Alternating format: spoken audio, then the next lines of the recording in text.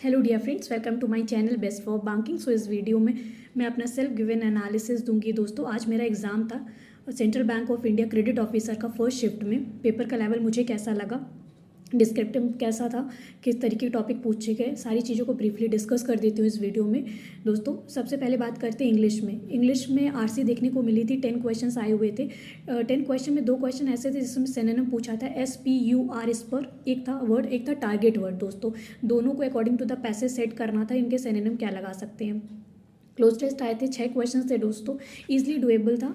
Word swap के 4 questions देखने को मिले थे, एरर के 5 क्वेश्चंस, और मिनी पैराजम्बल जिसको हम बोलते हैं, छोटे छोटे सेंटेंसेस थे, उसको क्या रीअरेंज करना था, तो उसके 3 क्वेश्चंस देखने को मिले थे। वर्ड यूसेज का आया था, एक क्वेश्चन था जिसका था साइट बन रहा था। कनेक्टर में 3 आ रहे थे, एक एक्सेप्ट था, डिस्पाइट था और एल्बाइट। मतलब एक ही सेंटेंस में ये 3 कनेक्टर्स दे रखे हुए थे दोस्तों। किस से वो 2 सेंटेंस ऊपर टॉप में जो दे रखे थे वो किससे कनेक्ट हो रहे हैं, ये आपको चेक करना था। इंस्ट्रक्शन में लिखा था, आप स्टार्टिंग में भी लगा सकते हो और मिड में भी लगा सकते हो, डिपेंडिंग अपॉन द सिचुएशन था दोस्तों वो। तो इस तरीके से इंग्लिश का जो लेवल मेरे अकॉर्डिंग है वो इजी है, आराम से क्वेश्चंस आप बोल सकते हो। 22-23 क्वेश्चन तो आराम से 30 में बन रहे थे दोस्तों, और बाकी इसमें नेगेटिव नहीं थे, तो आप पूरा भी इसमें मार्क कर सकते थे। बात कर लेते हैं क्वांट की। तो क्वांट में टोटल जो डीआई थी 10 मार्क्स की थी दोस्तों। 2 डीआई जिसमें देखने को मिली। पहली डीआई थी पाई चार्ट पे, जिसमें आपको मंथ का डिस्ट्रीब्यूशन था, परसेंटेज बेस्ड था, और नोट लगा हुआ था कि 2 मंथ का जो गैप है, डिफरेंस दे रखा था, मतलब 270 था, और जो आप पाई चार्ट से गैप निकाल रहे थे वो 36 आ रहा था। तो उसको इक्वेट कराकर वहाँ पर आपको 1% की वैल्यू निकाल के ओवरऑल आपको पूरे परसेंटेज 100% की वैल्यू निकल रही थी। तो ईजिली थे क्वेश्चन, इसके डुएबल थे, सारे क्वेश्चन बन रहे थे दोस्तों आराम से।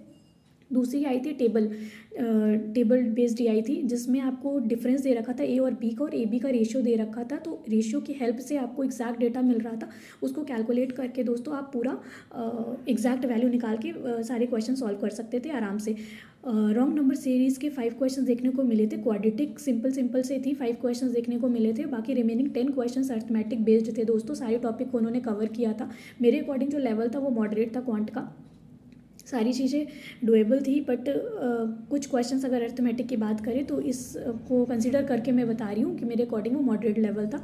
और बाकी आपको कैसा लगा इसका लेवल, ज़रूर कमेंट सेक्शन में बताइएगा आपको कैसा लगा, और कोई भी आपको क्रॉस वेरीफाई करना हो क्वेश्चन तो प्लीज़ कमेंट कर दीजिएगा, जिससे कि मेरी भी हेल्प होगी दोस्तों, कि कुछ जितनी भी चीज़ें मैंने डिस्कस करी हैं कि आपका भी एग्जैक्टली आ रहा था कि नहीं।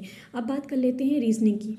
रीजनिंग में सिलॉक्स के 3 क्वेश्चंस देखने को मिले थे, रैंकिंग एंड ऑर्डर के 3 क्वेश्चंस देखने को मिले थे, ब्लड रिलेशन के 3 क्वेश्चंस थे, बॉक्स बेस्ड पजल आई हुई थी विथ वेरिएबल थी दोस्तों, सर्कुलर आई थी, फेसिंग इनसाइड ऑल पर्सन्स था, 8% की थी, और सब लोग अंदर की तरफ देख रहे थे, प्लस वेरिएबल था इसमें भी दोस्तों। इनपुट आउटपुट के 5 क्वेश्चन देखने को मिले थे। क्रिटिकल रीजनिंग आई थी, इन्फ्रेंस के क्वेश्चन थे, अजम्पशन बेस्ड क्वेश्चन थे, इसके टोटल 4 क्वेश्चन देखने को मिले थे।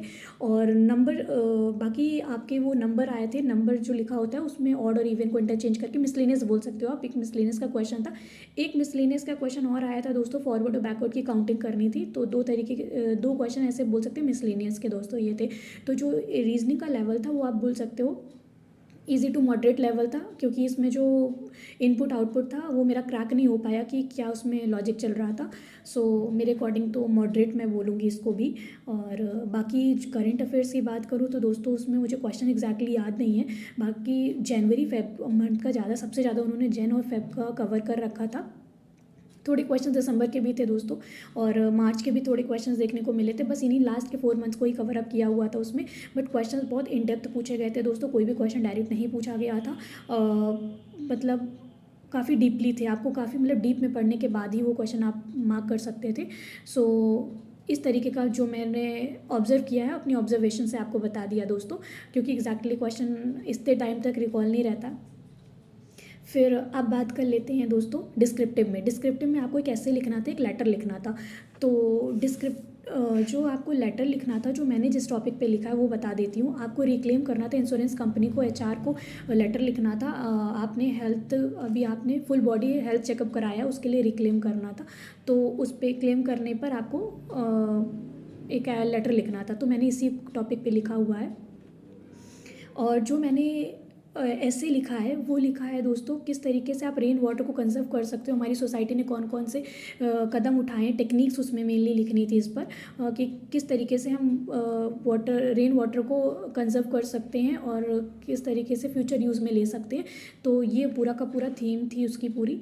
और बाकी सारी चीज़ें डुएबल लगी मुझे, एक्सेप्ट जीए जिन्होंने भी दिया हो आप समझ सकते हैं कि मतलब क्या लेवल था। मतलब बहुत ही इन डेप्थ पढ़ने के बाद ही आप उस क्वेश्चंस को अटेम्प्ट कर सकते हैं, वरना तो काफ़ी मुश्किल लग रहा था। तो ओवरऑल जो पेपर का लेवल था मेरे अकॉर्डिंग मॉडरेट रहा।